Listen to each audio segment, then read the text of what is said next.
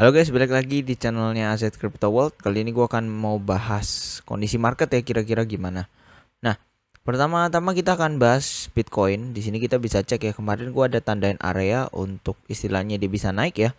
Harus bisa jebol area ini dulu, kurang lebih 31.500 lah gitu ya. Tapi kita lihat di sini setelah dia jebol segitiga ini naik ke atas gitu ya. Lalu naik di atas lalu langsung fake breakout. Yes, emang ini fake breakoutnya cukup parah ya, karena kita bisa lihat di pump sampai hampir mau 32.000 ya, lalu dibikin seakan-akan dia retest gitu ya, lalu next candle dia naik gitu ya, lalu dijebol sampai bawah sini. Ini sih kurang oke ya, ini menandakan kalau whales itu emang lagi main-main gitu, dimana di sini biasanya ketika candle hijau begini orang retest nih, orang retest di sini pasti orang banyak yang ambil long nih, kurang lebih seperti itu, karena istilahnya secara technical analisis ya begitu mainnya gitu ya. Orang ngelong di sini malah di rek gini banyak ya. Nah, begini turunnya aja itu udah sangat fantastis ya kalau main di futures ya. Misalkan orang entry di sini gitu ya. Turunnya aja udah mau sekitar hampir 6% gitu ya. Kalau misalkan kita long 100x maka ruginya bisa 600% gitu ya. Terus kalau udah CL di sini nggak apa-apa, udah CL jalan-jalan tiba-tiba di pump lagi. Lewat lagi istilahnya di daerah 31.500 tadi udah kena ya, 31.500 udah kena. Sekarang 31.300-an, dan ini buat orang yang main futures ini sangat stres gitu ya. Buat kita yang main spot ya cukup merasa kayak ini market apa sih gitu ya. Balik lagi, ini market yang sedang sideways cenderung bearish gitu ya. Jadi ke sidewayan ini itu cenderungnya akan lebih turun ke bawah dibandingkan naik ke atas gitu ya. Sebagian besar orang bilang begitu karena balik lagi kita melihat kondisi ekonomi seperti apa, kondisi ekonomi gimana gitu ya. Dan emang dari semua instrumen investasi ya emang lagi berdarah-darah gitu ya. Jadi di sini kita bisa cek BTC sekarang lagi mau ngetes lagi nih di daerah ini yang gue udah tanda ini di sini ya. Dan ini kita masih lihat nih apakah dia kuat atau tidak gitu ya. Kalau nggak kuat otomatis turun lagi. Kalau turun lagi targetnya paling di sinian sekitar 29,5 sampai 29.000 itu ada yang nahan mungkin dari kemarin ya. Karena di sini 1 2 3 4 5 candle tuh ditahan di bawah di sini, berarti nggak dikasih turun lagi, ini naik ya gitu ya. Nah, buat kalian yang mau entry jangan nunggu candle merah aja baru entry. Pokoknya kalau candle hijau jangan FOMO, jangan ikutan mau masuk, jangan entry gitu ya. Tapi emang walaupun kalau kalian mainnya long term, secara long term emang BTC sedang lagi ada di harga murah lah gitu ya. Di sini support kuatnya gitu ya sekitar di 30.000 dan sekarang di 31 ribuan, dan emang ya ini supportnya cukup kuat sih. Paling kalau kalian masuk pun ya minus paling 6 sampai 10% dulu lah. Tapi kalau misalkan dia naik itu cukup oke gitu ya. Nah, setelah BTC break ini targetnya kemana gitu ya? Target sejauh ini adalah sepertinya akan di daerah sini dulu guys. Ini sekitar 34.000 ya. 34.000 itu ada resisten yang kecil tapi cukup respect juga karena pernah jadi support di week ini gitu ya. Tapi di dam kemarin hanya dilewatin gitu aja 34.000 gitu ya. Kemudian nextnya bisa naik kemana? Ini resisten yang gak keras lagi nih di sekitar 37.500 gitu ya. Jadi untuk BTC bisa balik area ya, untuk istilahnya bilang dia balik lagi menjadi tren bullish gitu ya. Menurut gua harus break sekitar 37.500. Jadi udah nge-trade-nya di daerah 38.000 gitulah ya. Kalau udah balik daerah situ mungkin kita bisa bilang marketnya sudah membaik, sudah back to bull again gitulah. Kita sama-sama pasti berharap seperti itu karena di bullish nyari duit lebih gampang gitu ya. Dan kalau kita lihat di sini BTC itu udah sideways sangat lama gitu ya. Di sini kalau dicek ini sampai hari ini tuh udah mau hampir sebulan ya. Berarti sebulan kemarin itu kurang lebih Mei itu beneran ya sideways areanya paling mentok 32.000. Kemudian di support paling banyak sentuh 28.000 dan yang paling bawahnya di 26.000, kurang lebih seperti itu. Nah, ya.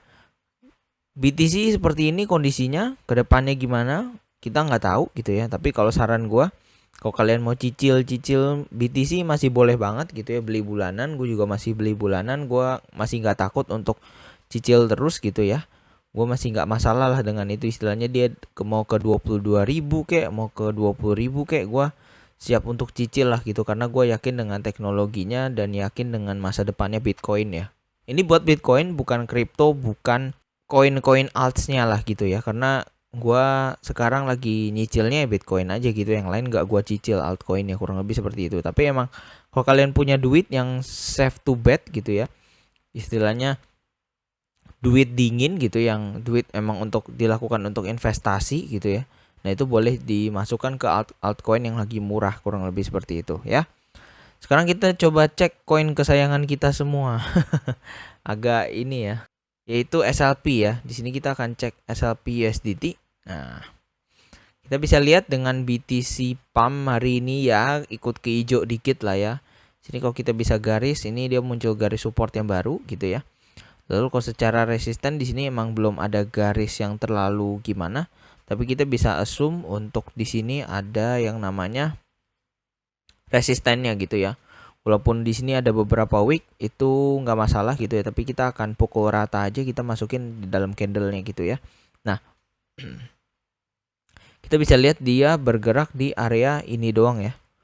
Gitu ya, paling ini kalau mau naik pun ngepam paling tinggi mungkin di sini ya. Mungkin nge-wick dikit ya sampai sini lah gitu.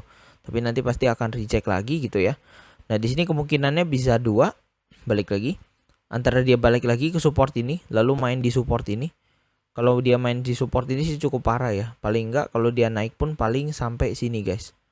Ya paling dia naik di sini, kemudian di reject sedikit, kemudian trading di area sini gitu ya.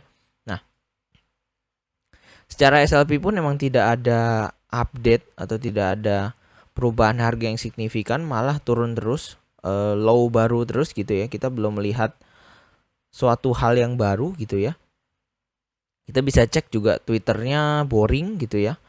Tidak ada info-info yang emang dimau dengar oleh community gitu ya. Terutama SLP burn yang kita tunggu-tunggu sampai hari ini, detik ini nggak ada gitu ya. Jadi cukup menyedihkan sih buat istilahnya gameplay to earn segede ini dengan budget sebanyak itu gitu ya.